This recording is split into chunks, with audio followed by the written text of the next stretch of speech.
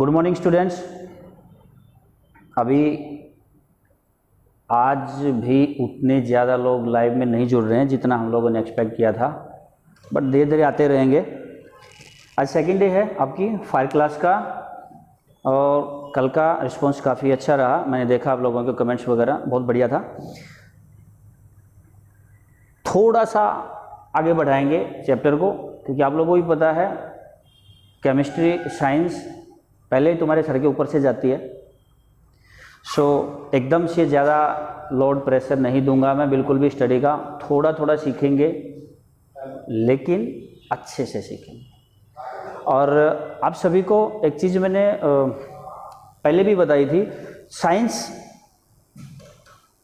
को जितना हम लोग भारी समझते हैं, यार ये क्या चीज़ है, पहले समझ नहीं आती थी 10th में 12th में, तब भी नहीं आई, आज भी नहीं आएगी।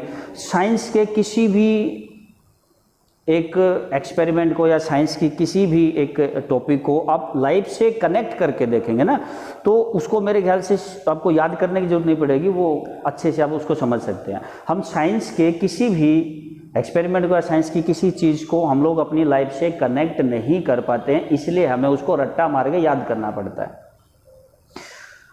और फायर साइंस जो है वो हर चीज़ हमारी लाइफ के हमारी जो दिनचर्या के अंदर पूरे दिन हम जो भी काम करते हैं उससे कहीं ना कहीं किसी चीज़ से कनेक्ट करने की कोशिश मैं भी करूँगा, आप भी करेंगे। तो फिजिक्स, केमिस्ट्री ऑफ कंबस्शन हो चुका है हमारा कल, अब फिजिक्स ऑफ कंबस्शन में आते हैं हम लोग, साइंस में ही है। तो सबसे पहले लेट नहीं करना है, मैटर, इसको हिंदी में बोलते हैं पदार्थ। तो हमें ये सीखना क्यों जरूरी है?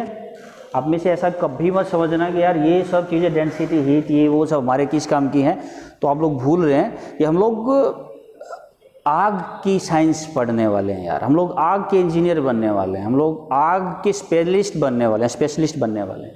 तो जब आग क्या है, वो पैदा होती कैसे है और वो पैदा कैसे नहीं होती है, जब तक ये नहीं जानेंगे तो कहाँ इंजीनियर बनेंगे यार। आग को बुझाना तब आएगा जब पहले पता चले कि वो जली कैसे है। एग्जाम्पल के लिए मोस्टली सभी ने रामायण देखी है, पढ़ी है, उसके बारे में सुना है। तो जब तक श्री राम जी को ये नहीं पता चला कि वो जो ताकत आ रही है वो रावण की नाभि में से आ रही है, तब तक कितने भी तीर कमान चलाते रहे उसको कुछ होना ही नहीं था ना।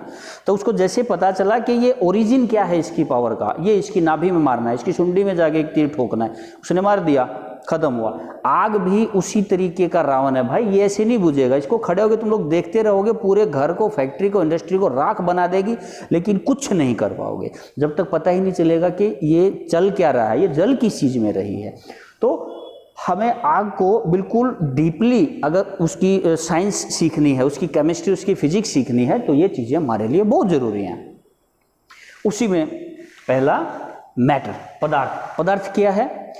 पदार्थ इस पूरी पृथ्वी पे, संसार में, दुनिया में हर चीज़ एक पदार्थ है, कुछ भी एक पदार्थ है। आप भी एक पदार्थ में आते हैं, हालांकि आप जीव हैं, लेकिन आप जिस चेयर पे बैठे हैं, जिस मेज पे बैठे हैं, या जहाँ जिस चीज़ पे बैठे हैं, जिस चीज़ के सहारे खड़े हैं, या हाथ में जो मोबाइल लेके आप देख रहे हैं, ये हर चीज़ पदार्थ है भाई। कुछ जीव है, कुछ निर्जीव है। तो पदार्थ क्या है मैं आपको बताता हूँ। कोई भी ऐसा सब्सटेंस, कोई भी ऐसी चीज़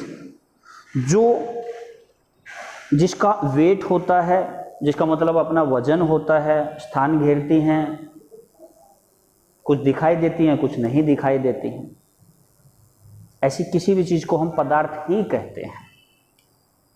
दुनिया में कोई भी एक चीज़ जिसका अपना कोई वजूद होता है, उसमें वजन कम हो सकता है, ज़्यादा हो सकता है, वो स्थान ज़्यादा घेर सकती है, कम घेर सकती है, तो ये सारी चीज़ें पदार्थ ही होती हैं। और पदार्थ कितने टाइप के हैं? अब वो तो पदार्थ कितने टाइप के हैं? पदार्थ 3 प्रकार के हैं, सॉलिड, लिक्विड, गैस। सॉलिड मतलब ठोस, लिक्विड द्रव, गैस इसका हिंदी में कोई नाम नहीं होता है, इसको इंग्लिश में ही गैस कहा जाएगा, क्योंकि ये चीज़ मैं पहले बता चुका हूँ। आज फिर एक लाइन बोल देता हूँ, मैटर से थोड़ा सा हटके है। इंग्लिश के किसी भी वर्ड का हिंदी में अगर मतलब नहीं है तो इसका सीधा मतलब ये है कि वो चीज़ इंडिया में, हिंदुस्तान में इन्वेंट नहीं की गई है, वो उस देश से आई है जहाँ की भाषा इंग्लिश है। इसको हमेशा याद रखना। अब बात करते हैं इन तीनों की। सॉलिड मतलब ठोस पदार्थ। ये वो पदार्थ होते हैं जिनका अपना वजन होता है, जो स्थान घेरते हैं और सामने दिखाई भी देते हैं। आप जिस चेयर पे बैठे हैं वो भी सॉलिड है, आप जिस मोबाइल में ये देख रहे हैं वो भी सॉलिड है, मेरे हाथ में पेन है तो ये भी सॉलिड है, क्योंकि जिस जगह में इस पेन को रखा जाएगा उतनी जगह में हम किसी और चीज़ को नहीं रख सकते, क्योंकि ये अपना स्थान घेरता है। इसका वजन भी है 10 ग्राम, 20 ग्राम, 50 ग्राम, 100 ग्राम, कितना भी हो इसका वजन है। तो वो पदार्थ जो अपना स्थान घेरते हैं और उनका अपना वजन होता है वो सॉलिड होते हैं। लिक्विड वो मैटर होता है, लिक्विड उस पदार्थ को बोलते हैं जो अपना खुद का वजन रखते हैं, इनका अपना खुद का वजन होता है, स्थान भी घेरते हैं, लेकिन अपना कोई आकार नहीं होता है। इनका आकार वैसा ही बन जाता है जैसे किसी भी चीज़ के अंदर इनको डाला जाता है। किसी भी एक कंपार्टमेंट के अंदर, किसी सिलेंडर के अंदर, किसी बर्तन के अंदर आप किसी भी लिक्विड को, दूध, पानी, तेल, एनीथिंग, लुब्रिकेंट, कुछ भी जिस चीज़ में आप डालेंगे वो वैसा ही आकार ले लेगा। तो इनमें क्या फ़र्क है? ये द्रव्य जो है वजन इनमें भी होता है, स्थान ये भी घेरते हैं, लेकिन खुद का आकार नहीं होता है, ये बह के चले जाते हैं। जिस चीज़ में इनको डाला जाएगा ये वैसा ही आकार बना लेंगे। शॉर्ट में, ज़्यादा लंबा नहीं करना है। गैस क्या है? गैस इन ऊपर दोनों से डिफरेंट है। गैस का अपना वजन होता है, लेकिन इसे हम देख नहीं सकते, इसका कोई आकार नहीं होता है, और इसको प्रेशराइज किसी सिलेंडर के अंदर बंद करके सील लगा के रोकना पड़ता है, वरना ये वापस खुली हवा में शामिल हो जाते हैं। इस पदार्थ को गैस कहते हैं। फिर से बता देता हूं, गैस इनका अपना वजन होता है लेकिन कोई आकार नहीं होता है। स्थान घेरते हैं, लेकिन स्थान भी तब घेरते हैं जब इनको प्रेशराइज करके किसी भी सिलेंडर नुमा बर्तन के अंदर बंद करके ऊपर सील लगा के अंदर रोका जाता है, स्टोर किया जाता है। गैस को हमेशा स्टोर करके ही रख सकते हैं। लिक्विड की तरह इनको एक दूसरे में अल्टी पल्टी नहीं कर सकते। तो ये तीनों पदार्थ को जानना आपके लिए इसलिए ज़रूरी है क्योंकि जब भी आग लगेगी तो इन तीनों में से ही किसी चीज़ में लगेगी, क्योंकि इस पृथ्वी पर 3 प्रकार के ही पदार्थ होते हैं, चौथा कोई नहीं होता है। फायर में 3 की वजह 4 बन जाएंगे, हमारी फायर साइंस के अंदर ये 3 को 4 बनाया जाएगा, लेकिन वो होगा अकॉर्डिंग टू फ्यूल, जलने वाली चीज के आधार पे। लेकिन यहां बात है कि पदार्थ क्या होता है। तो पृथ्वी पर संसार में 3 प्रकार के पदार्थ पाए जाते हैं। कोई भी पदार्थ को आप इनमें से ही किसी न किसी में कैटेगराइज करेंगे, अलग से किसी में नहीं लिख सकते उसको। तो आपका पदार्थ का क्लियर होता है सब्जेक्ट। डेंसिटी को घनत्व बोलते हैं। हिंदी में पढ़ा भी है, 6वीं 7वीं 8वीं 9वीं में पढ़ा था, लेकिन ना आपने याद किया ना मैंने याद किया। बट अभी इस चीज़ को फिर से एक बार रिपीट करना पड़ेगा, लेकिन उस टाइम जो टीचर ने पढ़ाया था वैसा शायद हमें समझ नहीं आया। अभी कोशिश करेंगे कि 1-2 लाइन में इसको समझना थोड़ा आसान हो जाए। और मैंने आपको पहले ही कहा था, किसी भी साइंस की चीज़ को, किसी भी साइंस के टॉपिक को, सिलेबस को, सब्जेक्ट को आप अपनी डेली लाइफ जो हमारी है ना, उसके किसी न किसी इवेंट के साथ उसको कनेक्ट करना स्टार्ट करो कि ये साइंस की जो चीज़ है मेरे जीवन में क्या इंपॉर्टेंस रखती है, और ये मैं रोज़ यूज़ करता हूँ, लेकिन मुझे आज तक पता ही नहीं कि ये साइंस की चीज़ मैं डेली यूज़ कर रहा हूँ। डेंसिटी, इसका एग्जाम्पल दूंगा, क्या होती है वो समझ जाओगे। किसी भी चीज़ का आकार और उसके अंदर जो मॉलिक्यूल्स हैं, जो एटम्स भरे हुए हैं, वो कितने खुले खुले हैं या एक दूसरे से चिपके हुए हैं, ये मैटर करता है। क्योंकि देखो, पानी का भी अपना घनत्व होता है भाई। अगर पानी में तेल डालोगे तो वो पानी के ऊपर आ जाएगा, उसी पानी में एक लोहे की कील डालोगे वो नीचे चली जाएगी। यही डेंसिटी होती है। किसी भी चीज का आकार और उसका वजन ही तय करता है कि उसकी डेंसिटी क्या है। किसी 1 फीट के बड़े डब्बे के अंदर आप पत्थर डाल के उसको पानी में छोड़ो और किसी 1 फीट के ही डब्बे के अंदर रुई डाल के उसको पानी में छोड़ो, समझ में आ जाएगा आपको ये छोटा सा एक्सपेरिमेंट करने से कि घनत्व क्या चीज़ होती है। और हमारी फायर साइंस में इसका क्या मतलब, आप सोच रहे हो घनत्व का हमारे यहाँ क्या मतलब है। बेटा अगर तेल में आग लगी होगी, पानी से बुझाने की कोशिश करोगे, पानी नीचे चला जाएगा, आग फिर भी तुम्हारे तेल के सर पे जलती रहेगी, कभी बुझा ही नहीं पाओगे, पॉसिबल नहीं है। इसलिए ये सीखना जरूरी है हमारे लिए।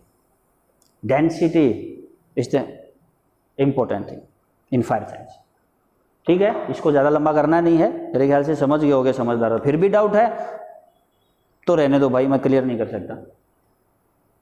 हीट, अब हीट तो जो फायर पहले पढ़ चुके हैं, बुक में भी देखा होगा, आग 3 चीज़ों से मिलकर बनती है। उनमें से एक ये भी है जो 3 चीज़ों से मिलकर बन रही है, उसमें से एक हीट भी होती है। अब ये है क्या? अब मैं जनरली आपसे या आपसे कोई भी मेरे बजाय आगे पूछे कि भाई ये गर्मी क्या होती है, ज़रा बता, तुम क्या बोलोगे? ये गर्मी वो होती है जिसमें पसीना आता है। ये तो समझाने वाली चीज़ नहीं हुई ना। तो हीट क्या है? किसी भी पदार्थ का जो टेम्परेचर है, तापमान है, या उसकी जो अवस्था है, जो स्थिति है, वो टेम्परेचर बढ़ना या घटना। टेम्परेचर में इसको ताप बोलते हैं एक्चुअली, टेम्परेचर में और इसमें फर्क है। हीट मतलब ताप, टेम्परेचर मतलब तापमान। ये ताप है मतलब गर्मी, ये इसका मान है। पता करना है कि गर्मी है कितनी। तो गर्मी क्या है? किसी भी चीज का स्वभाव बदलना गर्मी होता है। जैसे कि नॉर्मली लोहा, आपके घर के अंदर कोई सरिया या किसी का टुकड़ा घर रखा हुआ है, नॉर्मल है, उसको छत पे जाके रखो, आधे घंटे बाद हाथ लगा के देखो तो उसके स्वभाव में चेंजेस आ जाएगा, बदलाव आ जाएगा। वो ताप ही है, वो गर्मी ही होता है। लकड़ी को ऐसे पड़ी रहने दो, कोई फर्क नहीं पड़ता है, उसको चूल्हे में या कहीं पे भी डाल दो, थोड़ी देर बाद उसके स्वभाव में क्या बदलाव होगा? उसमें से धुआं निकलना स्टार्ट हो जाएगा, उसमें से फ्लेम निकलनी स्टार्ट हो जाएंगे, वो लाल हो जाएगा। तो ये डिफरेंसेस जो हैं ये हीट की वजह से ही आते हैं, इसको गर्मी बोलते हैं। किसी भी पदार्थ के अंदर स्वभाव चेंज होना गर्मी होता है। बुक है आपके पास, नोट्स हैं, डेफिनेशन उसमें से कई एग्जाम में लिखने के लिए आप पढ़ सकते हो। मैं यहाँ पे समझा रहा हूँ एक एक चीज़ आप लोगों को। टेम्परेचर, अब तापमान सीख लिया है, सॉरी ताप सीख लिया, गर्मी क्या है? अब गर्मी को मापना भी तो है, वरना हमें कैसे पता चले? क्योंकि टेम्परेचर को कभी भी आप देख के नहीं बता सकते कितना है। आंख से देख के हम बता ही नहीं सकते कि चीज़ कितनी गर्म है। भले ही वो अपने नॉर्मल सिचुएशन से, नॉर्मल कंडीशन से रेड हो जाए, उसका मतलब ये नहीं है कि वो गर्मी इतने ही डिग्री सेल्सियस में, इतने फ़ारेनहाइट में है। वो कितनी गर्म है इसको मापने के लिए एक स्पेशल इक्विपमेंट्स होता है, थर्मोमीटर बोलते हैं, जो उसका यूज किया जाता है मापने के लिए। तो ये तापमान है क्या एक्चुअली? ये हीट का बढ़ना या घटना ही तापमान कहलाता है। नॉर्मली 30 डिग्री 35 डिग्री कहीं का टेम्परेचर रहता है, तो सर्दियों में वो कम होके 5 से 6 डिग्री चला जाता है और गर्मियों में वो 45 से 50 डिग्री चला जाता है। तो जो घट या बढ़ रहा है उसी को तो हम टेम्परेचर कहते हैं। ये इसका घटना और बढ़ना ही टेम्परेचर कहलाता है। टेम्परेचर का मतलब सिर्फ बढ़ना नहीं होता, घटना भी टेम्परेचर ही होता है। अब इसकी क्या ज़रूरत है दोनों की हमारी फायर साइंस में? हीट जब तक ये नहीं मिलेगी ना, किसी भी चीज़ में आग नहीं लगेगी, कोई भी चीज़ जलेगी ही नहीं, कुछ भी कर लो चाहे। जब तक ये नहीं है तब तक आग नहीं है। इसलिए इसको सीखना पड़ना ज़रूरी है। और ये किसी भी चीज़ से मिल सकती है, बिजली से मिल सकती है, पत्थरों के रगड़ने से आप लोगों को मिल सकती है, सूर्य की गर्मी से भी मिल सकती है, और किसी दूसरी चीज़ से मिल सकती है। टेम्परेचर हमारी फायर साइंस में क्यों है? मैंने आपको पहले ही बोला, हमारी जीवन के साथ, आप अपनी लाइफ के साथ कनेक्ट करो एक एक चीज़ को। अब तापमान, भाई आग ऐसे तो जलती नहीं है। लकड़ी में आग अलग टेम्परेचर पे जलेगी और डीजल में अलग टेम्परेचर पे जलेगी, एलपीजी गैस में अलग टेम्परेचर पे जलती है। हर किसी का इग्निशन पॉइंट जो होता है, फायर पॉइंट या फ्लैश पॉइंट सब अलग होते हैं। तो टेम्परेचर हमें पता होना जरूरी है कि क्या चीज़ कितने टेम्परेचर पे जाके आग पकड़ लेगी। तो हम क्या करेंगे, उसको आग ना लगे इसके लिए हमेशा वहाँ का टेम्परेचर उस टॉप लेवल से हमेशा नीचे रखेंगे, आग लगेगी नहीं कभी। इसी के लिए ये सीखना जरूरी है हमें, इसलिए नहीं कि साइंस आना जरूरी है। वो साइंस हमारे काम के लिए है, वो साइंस हमारी जिंदगी में हमारे फायदे के लिए है, इसलिए सीखना जरूरी है। कन्वर्सेशन ऑफ स्केल, ये स्केल का मतलब टेम्परेचर से है। देखिए टेम्परेचर मापने के लिए ये जो थर्मोमीटर का डिजाइन किया होता है, इसके अंदर एक लिक्विड जो होता है, आप सभी जानते हैं लिक्विड क्या होता है, कौन सा होता है, उसको हिंदी में पारा बोलते हैं। इस पे ऐसे करके निशान लगे होते हैं और ये निशान ही बताते हैं कि टेम्परेचर क्या है। जब इस थर्मोमीटर को आप किसी भी पदार्थ के ऊपर उसे टच करके जब लगाएंगे, तब वो जितना गर्म होगा, इसके अंदर जो पारा है वो उतना ही ऊपर तक जाके रुक जाएगा। जहां रुकेगा वहां हम चेक करेंगे कि यहाँ क्या लिखा हुआ है। जैसे यहाँ पे ऐसे लिखा होता है 10, 20, 30, 40, 50, 60, 70, तो यहाँ पे आके रुक गया, तो ये क्या हो गया 70। ये एक तरफ में इसमें डिग्री सेल्सियस होता है और दूसरी तरफ में दो तरीके होते हैं। इंडिया में हम डिग्री सेल्सियस में मापते हैं और यहाँ दूसरी तरफ डिग्री फ़ारेनहाइट में मापते हैं। इस तरफ फ़ारेनहाइट लिखा होता है और फ़ारेनहाइट हमेशा इससे ज़्यादा होता है।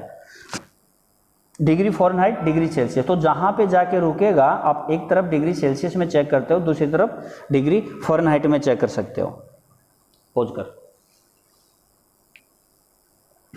इसका फॉर्मूला ठीक है। एक तरफ डिग्री सेंटीग्रेड में रहता है, दूसरी तरफ डिग्री फ़ारेनहाइट में रहता है। यूएस, यूके, इंटरनेशनल लेवल पे हमेशा फ़ारेनहाइट ही आपको मापना पड़ेगा, लिखना पड़ेगा। इंडिया में डिग्री सेंटीग्रेड चलता है क्योंकि हमें बचपन से वही सिखाया जाता है, तो प्रचलन में भी वही है, वो लिख सकते हैं आप। अच्छा, अगर डिग्री सेंटीग्रेड हो और आपको डिग्री फ़ारेनहाइट उसमें से बनाना पड़े तो फॉर्मूला क्या लगेगा? और अगर आपके पास टेम्परेचर डिग्री फ़ारेनहाइट में है लेकिन उसको कन्वर्ट करना है डिग्री सेंटीग्रेड के अंदर, तो फॉर्मूला क्या लगेगा? वो फॉर्मूला बहुत ज़रूरी होता है हमारे लिए, क्योंकि हम फायर में काम करते हैं और हमें हीट, टेम्परेचर, इसी पे पूरा फोकस रखना पड़ेगा। किसी चीज़ का टेम्परेचर बढ़ रहा है तो आग लग सकती है, उसको कम करके रखना है तो कितना कम करना है। तो चलिए एक नॉर्मली चीज़ जो आपको बता दूं, जहाँ पे 100 डिग्री सेंटीग्रेड लिखा होगा ना, वहीं पे दूसरी साइड फ़ारेनहाइट में 180 डिग्री फ़ारेनहाइट लिखा होगा। बट ये थोड़ा डिफिकल्ट हो जाएगा कि अगर 40 डिग्री सेंटीग्रेड है तो कितना फ़ारेनहाइट हुआ। मैथ में भी हम लोग ऐसा नहीं है कि बिना फॉर्मूले के निकाल नहीं सकते, निकाल तो सकते हैं, लेकिन इतना लंबा टाइम लग जाता है और उतना लंबा टाइम होता नहीं है हमारे पास। बिजी लाइफ में फॉर्मूला हर चीज़ का लगाना बहुत ज़रूरी होता है। तो डिग्री सेंटीग्रेड से फ़ारेनहाइट, चलिए अभी आप लोगों को मैं फॉर्मूला समझा देता हूँ।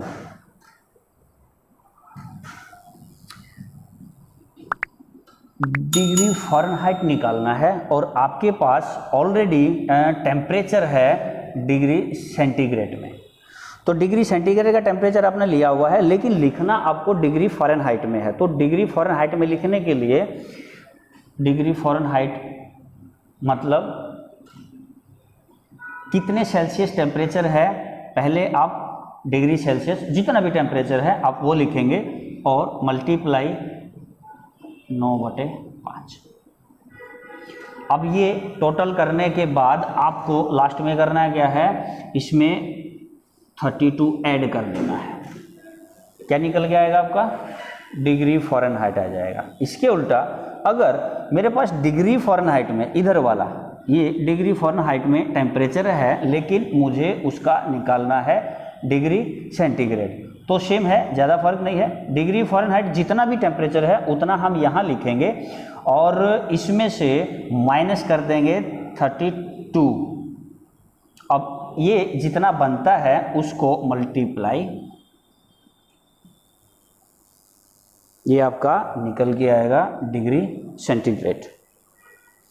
तो ये कन्वर्जन ऑफ स्केल क्लियर आपका। और जितना जो मैटर दिया था आज के लिए काफ़ी है, एक क्लास में इससे ज़्यादा मैं नहीं दूंगा।